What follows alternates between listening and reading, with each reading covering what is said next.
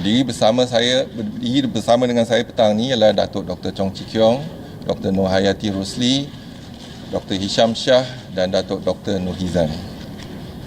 Kementerian Kesihatan Malaysia ingin memaklumkan bahawa terdapat 21 kes yang telah pulih dan dibenarkan discharge pada hari ini. Jumlah kumulatif kes yang telah pulih sepenuhnya daripada jangkitan COVID-19 dan telah discharge pada ward adalah sebanyak 8,375 kes, iaitu bersamaan dengan 96.9% daripada jumlah keseluruhan kes. Sehingga 1 Julai 2020 jam 12 tengah hari, terdapat hanya 1 kes baru yang telah dilaporkan. Ini menjadikan jumlah kes positif COVID-19 di Malaysia adalah sebanyak 8,640 kes. Oleh itu, jumlah kes aktif dengan kebolehjangkitan COVID-19 adalah berkurangan kepada 144 kes. Mereka telah diasingkan dan diberi rawatan di hospital. Ingin dimaklumkan bahawa 1 kes baru yang dilaporkan hari ini adalah kes import yang mendapat jangkitan di luar negara. Sukacita dimaklumkan bahawa tiada kes penularan di dalam negara yang dilaporkan pada hari ini, iaitu kes sifar penularan tempatan. Sehingga kini sebanyak 4 kes positif COVID-19 yang sedang dirawat di unit rawatan rapi dan daripada jumlah tersebut, 2 kes memerlukan bantuan pernafasan yang melibatkan kedua-dua kes bukan warga negara. Adalah dimaklumkan bahawa tiada pertambahan kes kematian berkaitan dengan COVID-19 dilaporkan pada hari ini. Justru jumlah kumulatif kes kematian COVID-19 di Malaysia adalah kekal sebanyak 121 kes, iaitu bersamaan dengan 1.4% daripada jumlah keseluruhan kes. 4 bulan sudah berlalu sejak kes pertama gelombang kedua COVID-19 dilaporkan di Malaysia, iaitu pada 27 Februari 2020. Buat pertama kalinya pada hari ini, Malaysia mencatatkan kes harian COVID-19 yang terendah sepanjang gelombang kedua pandemik COVID-19. Lebih penting lagi, tiada kes COVID-19 yang dilaporkan mendapat jangkitan dari dalam negara, sama ada di kalangan warga negara Malaysia ataupun bukan warga negara. Malahan kes harian COVID-19 di kalangan rakyat Malaysia, iaitu yang mendapat jangkitan di dalam negara, didapati sejajar dengan unjuran kes harian dalam pemodelan dan ramalan pada 21 Mei 2020 oleh Institut Kesihatan Negara Kementerian Kesihatan Malaysia. Kes baru yang dilaporkan hari ini pula adalah hanya 1 kes, iaitu kes import yang mendapat jangkitan di luar negara. Kementerian Kesihatan ingin mengucapkan syabas kepada semua pihak, terutamanya masyarakat Malaysia di atas pencapaian ini. Seperti yang pernah dimaklumkan sebelum ini, pencapaian ini sememangnya hasil kerjasama setiap peringkat dan lapisan masyarakat dalam memainkan peranan masing-masing.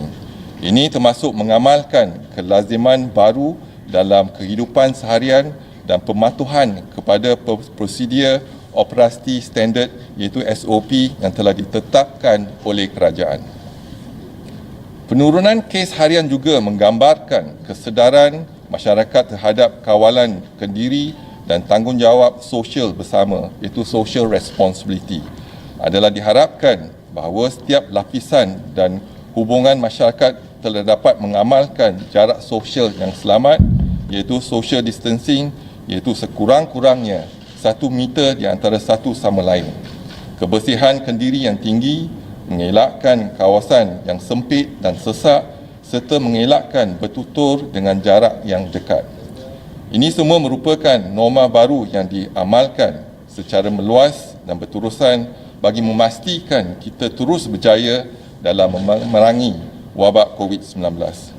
Kementerian Kesihatan ingin mengingatkan orang ramai bahawa pandemik COVID-19 ini masih berterusan di seluruh dunia. Penularan semula jangkitan COVID-19 di Malaysia masih boleh berlaku sekiranya kita leka dan mengambil mudah saranan, arahan dan amaran kerajaan. Justru masyarakat perlu terus mengambil langkah-langkah pencegahan jangkitan COVID-19 pada setiap masa dan di mana jua anda berada. Ibu bapa dan penjaga juga diseru supaya terus mendidik anak masing-masing tentang amalan dan kelaziman baru ini. Ini adalah amat penting untuk menjaga keselamatan dan kesihatan mereka, memandangkan sesi persekolahan bakal dibuka semula seperti yang diumumkan oleh Yang Berhormat Menteri Kanan Pendidikan sebentar tadi. Nasihat-nasihat kesihatan sewajarnya diterapkan dari awal lagi bermula daripada rumah mereka sendiri. Kementerian Kesihatan ingin menekankan sekali lagi bahawa kerjasama semua pihak adalah terutama bagi kita sama-sama dapat memutuskan rantaian penularan jangkitan COVID-19 di Malaysia. Pihak kementerian menyeru orang ramai supaya tidak leka dengan trend penurunan kes COVID-19 di Malaysia. Terus kekal berwaspada dan amalkan nasihat-nasihat kesihatan yang disarankan oleh kementerian, iaitu elakkan 3S, iaitu elakkan kawasan yang sesak, elakkan kawasan yang sempit dan elak sembang atau bertutur dengan jarak yang dekat. Amalkan 3W, iaitu kerap mencuci tangan dengan air dan sabun. Sangat digalakkan memakai alat penutup hidung dan mulut, iaitu face mask di tempat awam atau jika berjala, dan amaran daripada Kementerian Kesihatan yang lebih berkonsep peringatan seperti elakkan bersalaman dan bersentuhan, amalkan etika batuk dan bersin yang betul, dapatkan rawatan segera jika bergejala, duduk di rumah dan elakkan kunjung-mengunjung, lakukan aktiviti disinfeksi dan pembersihan di kawasan yang kerap disentuh. Selain itu, patuhlah kepada SOP, iaitu S, syarat-syarat seperti yang ditetapkan di bawah Perintah Kawalan Pergerakan Pemulihan. O, orang yang berisiko tinggi seperti kanak-kanak, bayi, warga emas dan orang kurang upaya perlu dilindungi. Manakala individu tidak sihat dan bergejala, dikehendaki segera menjalani pemeriksaan kesihatan. P ialah penjarakan sosial diamalkan pada setiap masa, iaitu sekurang-kurangnya 1 meter. Kementerian akan terus memantau perkembangan kejadian jangkitan dalam negara dan juga luar negara melalui maklumat yang diperolehi daripada pihak Pertubuhan Kesihatan Sedunia. Orang ramai akan sentiasa dimaklumkan sebarang perkembangan yang terkini dan kementerian akan memastikan langkah pencegahan dan kawalan dilaksanakan secara berterusan. Seterusnya dimaklumkan laporan rumusan kes kluster COVID-19 untuk kluster perhimpunan di Masjid Seri Petaling. Bilangan sampel yang diambil setakat ini ialah 42,023 sampel. Bilangan kes yang positif adalah 3,375 bersama dengan 8.03%. Kes yang masih aktif telah berkurangan hanya 5 kes sahaja. Kes yang sembuh ialah 3,336 kes dan kes kematian kekal 34. Dan pada kluster perhimpunan di Masjid Seri Petaling telah melibatkan 5 generasi dan pada hari ini tiada pertambahan kes. Seterusnya dimaklumkan laporan saringan COVID-19 di 453 sekolah tahfiz dan madrasah sehingga 1 Julai 2020. Jumlah pelajar, guru dan kaki tangan yang telah dikenal pasti ialah 24,298 individu. Jumlah sampel yang diambil dan diuji setakat ini ialah 20,321 individu bersama dengan 83.6%. Jumlah kes yang positif kekal 733 kes, iaitu bersama dengan 3.6%, dan mereka yang bergejala kekal 98 kes, iaitu 13.4%.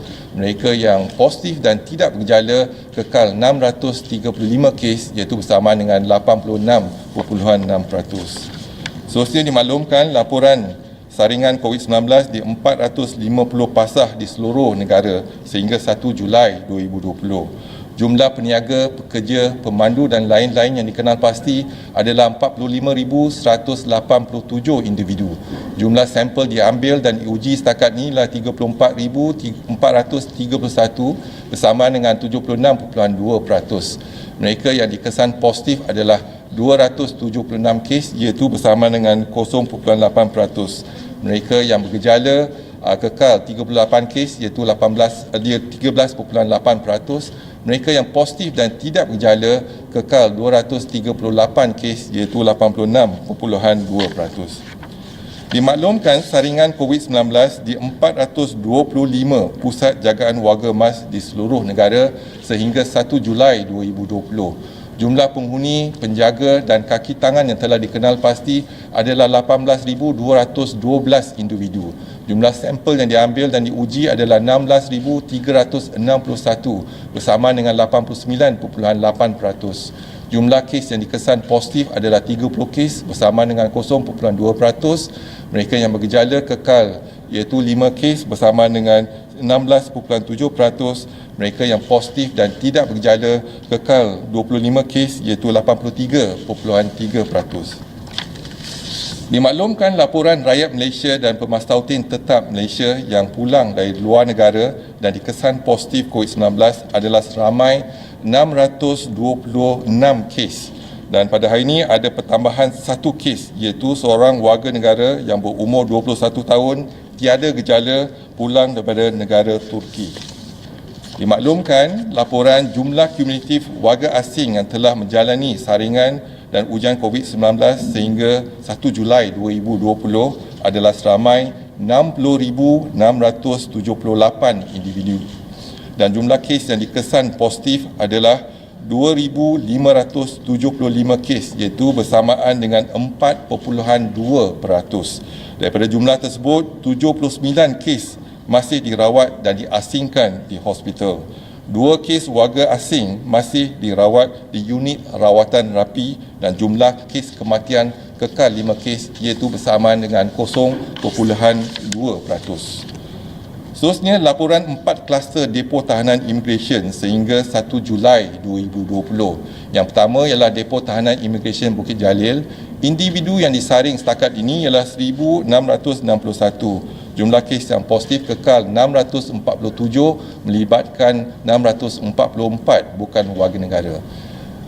Yang kedua ialah kluster depo tahanan imigresen Semenyih, iaitu individu yang disaring setakat ini adalah 1,785. Jumlah kes yang positif kekal 66 dan melibatkan 65 bukan warga negara. Yang ketiga, depo tahanan imigresen Sepang. Individu yang disaring adalah 1,477 dan jumlah kes yang positif kekal 62 dan melibatkan 62 bukan warga negara.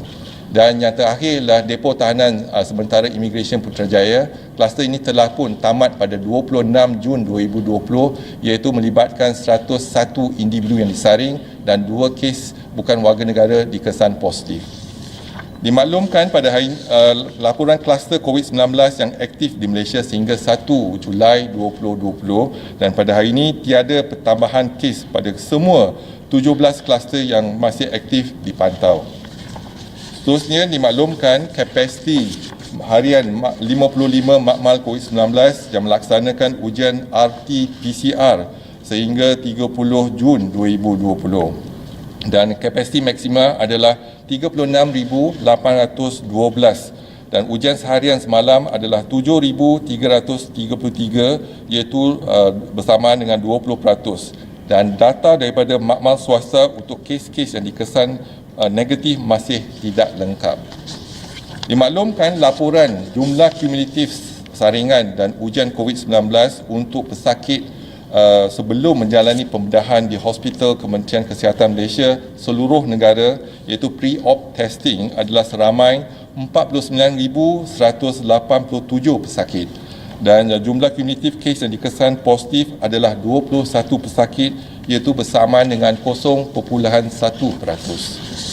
Juga dimaklumkan laporan jumlah kumulatif saringan dan ujian rapid test kit antigen yang dijalankan setakat ini adalah sebanyak 44,093 ujian dan didapati 142 ujian dikesan positif iaitu bersamaan dengan 0.3%. Dan pada keseluruhannya hari ini adalah hari yang bersejarah kerana kita telah berjaya mendapatkan jumlah kes sifar untuk penularan tempatan. Namun begitu, kita ada 1 kes import iaitu rakyat Malaysia berumur 21 tahun yang telah dikesan positif pulang pada luar negara iaitu negara Turki dan didapati beliau tidak bergejala dan telah dimasukkan ke hospital. Dan saya buka kepada sebarang soalan dan pertanyaan. Silakan. Good evening, Datuk. Firstly, congratulations on single digit one case and zero local transmission. Since today we've announced that schools will be reopened and a lot of other sectors have been reopened, is there a possibility that RMCO will be open earlier, or will we continue to August the 1st? Thank you very much for the question. And today, indeed, we have zero cases for local transmission. But nonetheless, we have one case, imported case from Turkey. School, I think what we are doing now is that we intend to open up all sectors, especially the education sector. But announcement has been made. But what is more important is for us in the Ministry of Health to continue to have monitoring in our school and also to do the surveillance cases. And if there is any outbreak, and we will do what we did before in the past, that is actually to close down the facilities as well as to take action in terms of to do the screening. Likewise, we are doing it for SEMCO, Semi-Enhanced MCO.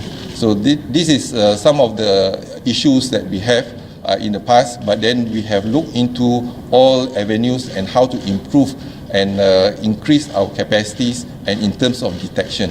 So our intention in RMCO is to open up all sectors and to monitor closely in terms of the local transmission. Today is a good start that we have zero local transmission. But what is more important for us is to maintain and sustain a zero transmission for next 28 days. So if we can do that, I'm sure we can. But if we can do that together with the public and everyone adhere to our SOP, I'm sure we can achieve the zero cases for the next 28 days. Saya Kutuk, Farhan daripada Bernama. Dalam hal ini, Datuk Ismail Sabri ada mendedahkan polis di arah buruh kira-kira 1,400 individu yang menjalani perintah kuarantin di rumah tapi gagal melakukan ujian salinan COVID yang kedua. Ini satu jumlah yang besar juga. Boleh Datuk kongsikan sebenarnya apa masalah yang dihadapi ataupun alasan individu-individu ini hingga enggan buat salinan kedua, dan adakah di tingkat PKM sendiri ada berdepan masalah tertentu dalam mengurus kumpulan ini? Terima kasih. Terima kasih. Jadi Kementerian Kesihatan kita sekarang ni melaksanakan pemekasaan ataupun kawalan kendiri. Jadi kita telah kenal pasti individu tersebut, kita ada alamat dan sebagainya, dan kita telah melaksanakan kuarantin di rumah, iaitu kita telah melaksanakan swab hari pertama, dan hari ke-13 sepatutnya mereka akan menjalankan swab dan hari ke-14 datang ke klinik, tetapi mereka tidak hadir ke klinik. Jadi sekarang ni kita akan melaksanakan iaitu pengesanan kenapa mereka tak hadir dan sebagainya. Jadi ini adalah salah satu cara Kementerian Kesihatan memberikan iaitu pemekasaan komuniti ataupun individu untuk mereka mengambil disiplin diri sendiri untuk melaksanakan ujian tersebut ke hari ke-13 untuk tampil ke klinik kesihatan ataupun ke klinik swasta. Tetapi mereka perlu mendapatkan keputusan itu untuk dikemukakan kepada PKD iaitu pada hari ke-14. Jadi kita akan mengesan mereka. Jadi kita ada data mereka dan kita tahu mereka di mana mereka berada. Tambahan, mereka yang berada di rumah ni akan diberi peringatan ke supaya hari ke-13 datang ambil swab test? Ya, kita ada berkomunikasi dengan mereka supaya hadir ke klinik kesihatan ataupun ke klinik swasta untuk menjalankan test. Jadi semua syarat-syarat yang kita telah kenal pasti telah pun berikan kepada mereka. Jadi kepatuhan tu yang penting. Salam. Dari RTM. Jadi boleh Datuk komen tentang sejenis virus yang dijumpai di China, iaitu semua babi yang dinamakan G4. Jadi ada kemungkinan tak Malaysia mungkin akan terkesan daripada virus berkenaan, dan apakah kesediaan KKM sendiri sedangkan kita pun masih belum dapat memerangi COVID sepenuhnya, dan kini muncul pula musuh baru. Terima kasih. Terima kasih. Jadi Jabatan Perkhidmatan Veterina akan mengeluarkan satu kenyataan mengenai swine flu. Tetapi apa yang pasti, kalau kita mengamalkan langkah-langkah pencegahan dan juga menjaga kebersihan diri, dan sekarang ini mengamalkan SOP yang telah ditetapkan, kita boleh memutuskan jangkitan penyakit berjangkit. Jadi kalau kita lihat sekarang ni, setakat ni, bukan, walaupun tindakan kita ialah untuk COVID-19, tetapi penyakit berjangkit contohnya yang menular secara sentuhan dan sebagainya, contohnya kita lihat iaitu penyakit campak, penyakit kuku dan mulut, penyakit chickenpox dan sebagainya telah berkurangan lebih 60%, iaitu melalui tindakan SOP kita, iaitu penjarakan sosial dan juga amalkan kebersihan, kita dapat kurangkan jangkitan. Iaitu kalau kita melihat kembali dengan tindakan kita setakat ini, iaitu kita mengkuat ataupun mempertingkatkan kawalan sepadan dan juga mengamalkan langkah-langkah pencegahan, nescaya kita boleh putuskan rantaian jangkitan penyakit berjangkit termasuk H1N1 ataupun swine flu.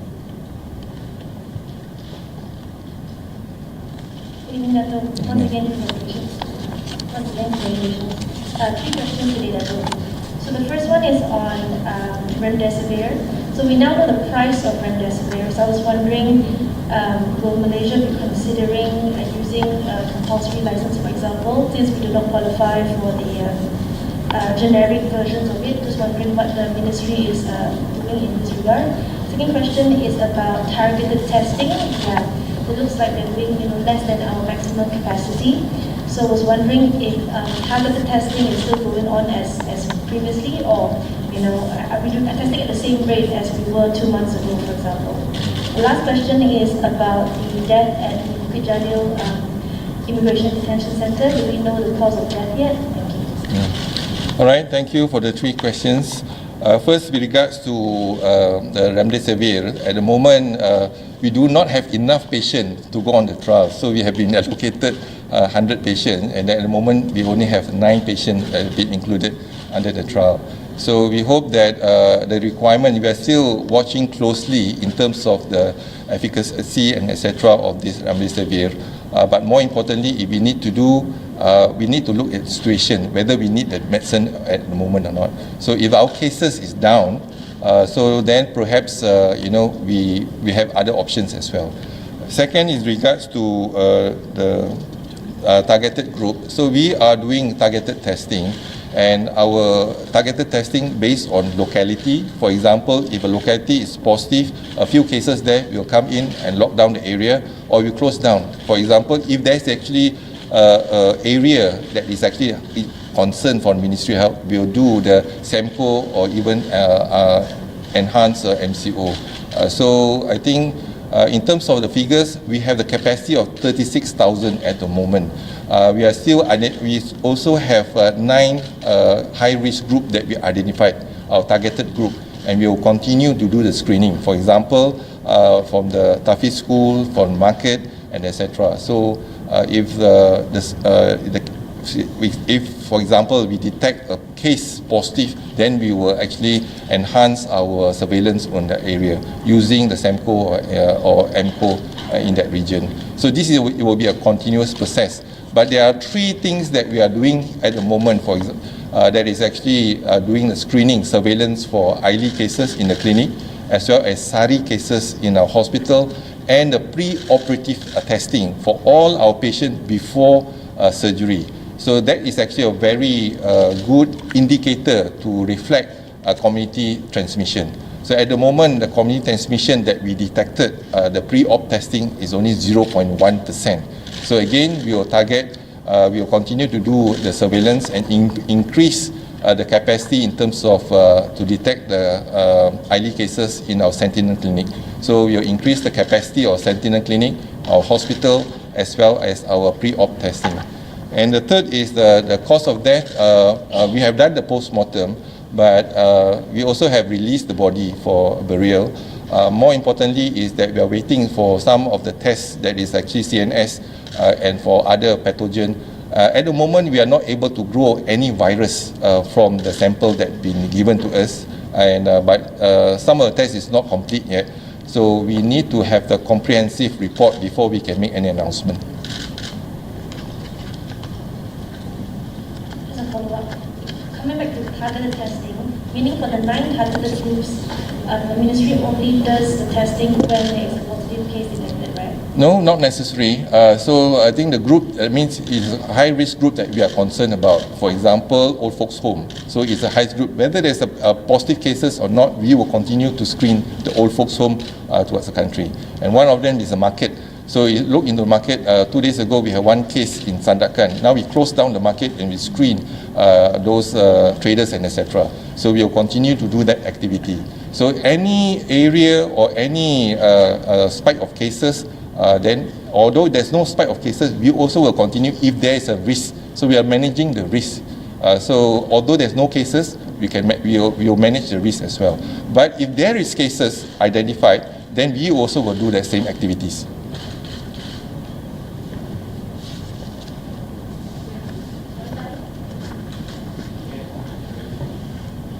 Okey, terima kasih. Jadi sekali lagi saya ingin ucapkan terima kasih kepada semua yang hadir dan juga saya juga ingin mengucapkan terima kasih kepada rakyat Malaysia yang sama-sama membantu Kementerian Kesihatan menjayakan hari ini baru kita ada satu kes, iaitu hari yang bersejarah, iaitu satu kes dilaporkan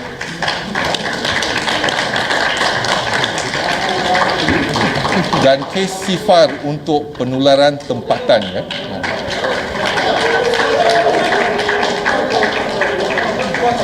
Okay.